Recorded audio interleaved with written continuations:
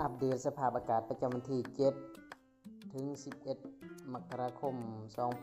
2569อากาศในทั่วทุกภาคนี้วันที่7มกราคม2568นี่อากาศยังหนาวเย็นปกติเนาะ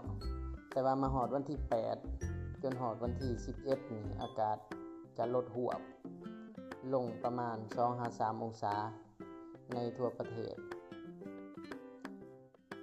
ภาคเหนือภาคอีสานภาคตะวันออกแล้วก็ภาคกลางอุณหภูมิจะอยู่ที่12ถึง16องศาเนาะส่วนภาคใต้อุณหภูมิอยู่ที่18ถึง22องศาแล้วก็จะมีลมกระโชกแรงที่ภาคอีสานภาคตะวันออกภาคกลางแล้วก็ภาคใต้และก็ในบางพื้นที่ของภาคใต้นี่ก็ยังมีฝนตกเนาะตกเป็นช่วงๆจะตกเป็นช่วงๆตกบ่แห้งเนาะตกฮอดวันที่